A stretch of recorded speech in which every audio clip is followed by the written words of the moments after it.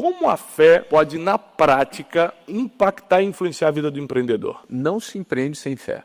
Não se empreende sem fé. No fundo, empreender é um ato de fé. Por definição, empreender depende de você pegar alguma coisa que tu tenha aqui agora, na mão, uma quantidade de dinheiro, um patrimônio, e você empenhar este dinheiro numa ideia, num produto, num serviço, em algo que você idealizou, algo que surgiu na tua cabeça, ou seja, algo que não existe, e você vai pegar o que tu tem garantido e aplicar uma ideia que não existe, em troca de algo futuro, que também não existe, o futuro não existe, que, dando tudo certo como você planejou, você vai multiplicar esse teu capital inicial. Ou seja, por definição, um empreendedor é um homem e uma mulher de fé. Ele acredita naquilo que não vê, naquilo que não existe, porém, na cabeça dele ele já está vendo. Na cabeça dele ele já está enxergando.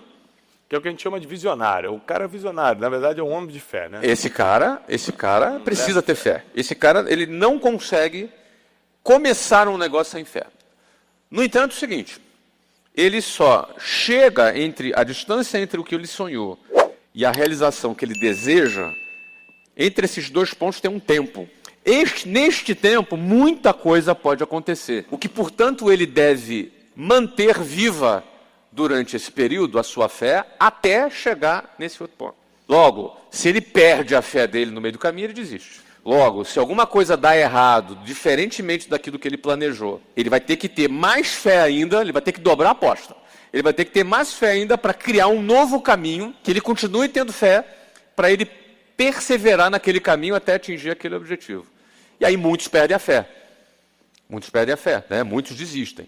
Ficam à beira do caminho. Outros não conseguem atingir ali o resultado esperado e se conformam e mudam de plano. Outros não têm raiz em si próprios, você já captou, e aí a perseguição por conta do crescimento dele faz ele morrer, a fé dele morre no meio do caminho. E alguns perseveram até o fim, encontram a terra fértil e vai ter muito fruto naquilo que ele desejou. Olha que interessante. Esse cara não consegue começar, perseverar e chegar até o fim se não tiver fé. A fé é um insumo, né? É um cara de fé. É um doido. O empreendedor, ele precisa acreditar naquilo que não vê ainda e lutar. Agora, o que ajuda nesse caminho aí? Ajuda ele a aprender também técnicas, né? Ele aprender a vender, ele aprender a trabalhar o marketing, aprender a liderar pessoas, aprender a gerir conflitos, não é? Ele aprender a fazer a leitura do mercado, modificar o produto dele, criar novas soluções para os clientes dele. Ou seja, aí você tem aqui uma capacitação técnica no meio que vai ajudar, inclusive, a capacitação técnica alimenta a fé do cara também. Porque quanto mais técnica ele tem e mais resultado ele começa a ter, a fé dele aumenta. A fé é a origem, mas aí o que acontece? O resultado que ele vai começando a colher retroalimenta essa fé e aí é um ciclo virtuoso para o resultado, né? É interessante isso porque você está falando de técnicas e tal. Quando eu quebrei e o quão rápido eu me levantei depois, além da fé, que foi a base, teve duas coisas, que é uma questão de técnica. Gestão emocional e vendas. Perfeito. Eu aprendi rapidamente a colocar minhas emoções no lugar e dominá-las, porque elas estavam me dominando. Isso é a parte muito importantíssima da técnica. Elas estavam me dominando. Então eu consegui dominar o medo, a dúvida, a vontade de vingança, a vergonha de ter quebrado. Eu consegui trazer um poder de gestão emocional muito grande para a minha vida e, ao mesmo tempo, eu aprendi a vender. Então, o que me levantou empresarialmente, fique claro para todo mundo, quem está aqui com a gente no Destiny Mind, quem está em casa, além da fé, que foi minha base, sem dúvida, sem fé eu não teria me levantado, foi gestão emocional alinhada com o poder de vendas. Então, quem está descontrolado emocionalmente não consegue fazer nada direito. E atrapalha as vendas também. Atrapalha tudo. Não dorme direito, trata todo mundo mal, você está mal. Você está conversando com um cliente para vender um produto para ele, o Caio Carneiro tem uma frase interessante que ele fala que em vendas todos os sentidos são percebidos. Ou seja, Se eu estou num processo de vendas com o cliente, os meus sentidos são percebidos pelo cliente, de forma inconsciente, inclusive. Ou seja, se eu estou ansioso, a minha ansiedade é percebida. Se eu estou com medo, minha ansiedade é percebida. Ou seja, se eu estou ali preocupado, cara, eu preciso vender para ganhar minha comissão, preciso vender porque eu preciso pagar uma conta. É como se tivesse um outdoor aqui de LED na tua testa. Estou desesperado. Desespero à vista. E o cara percebe. Então você vê que o controle das emoções está relacionado também com a performance de venda. A gestão emocional é importante porque mesmo que você consiga ser um mestre em vendas e tenha um retorno financeiro absurdo, quando você vai estar com você mesmo, que você vai ter que estar em casa, vai ter que estar com a família, ou com amigos, ou com relacionamentos, você está sempre mal, porque as emoções estão machucadas, estão doentes. Então, a gestão emocional foi algo que me direcionou muito e logo depois o que me fez dar uma decolada nos negócios foi dominar a arte da venda. E quando eu digo dominar, não é que eu sou o melhor, é que eu consegui me conectar com pessoas que faziam o que eu não fazia nessa área. Mas você tocou num ponto interessante aqui também. A gente fala muito sobre o desafio emocional antes do sucesso. Tipo, cara, eu preciso ter fé, eu vou mudar de vida, fato. E aquele tempo do ponto A para o ponto B, que ansiedade, é duro. Esse tempo é duro pra caramba, é muito duro, é um tempo de incerteza, é um tempo que oscila às vezes entre a euforia da certeza e a profunda dúvida. E essa oscilação é uma loucura. E a gente fala muito sobre isso e todos nós já vivemos isso, muita gente está vivendo isso é normal, é natural. Agora, também tem um desafio emocional pós-sucesso, porque quantos não enlouquecem depois do sucesso? Opa! Quantos não ficam doidos depois do sucesso? Não é? Botou o primeiro dinheirinho no bolso, o cara já vai fazer a primeira bobagem. Então, você tem também, por isso que eu sempre falo dos princípios e desses valores, e sobre ser leal a esses valores, como uma maneira da gente ter uma segurança de ir para qual direção a gente ir. Mas acontece muito, a gente vê muito jogador de futebol, assinou o primeiro contrato, cara, começa um festival de bobagem na sequência. E com o empresário acontece a mesma coisa. Então é importante termos a estrutura para ter sucesso. E por isso que quem tem sucesso... Porque, outro ponto importante, a diferença de sucesso e fama. São duas coisas distintas. Ter sucesso é você cumprir um propósito, cumprir uma missão. Você tem um propósito e você começa a cumprir esse propósito. E, eventualmente, quando você começa a entregar valor, geralmente você vai enriquecendo. Porque quanto mais valor você vai entregando, mais tem gente que tem sucesso que não ganha dinheiro. Às vezes é um missionário, é uma pessoa que... Tem muita gente que é famoso na TV e não tem dinheiro, tem um salário normal.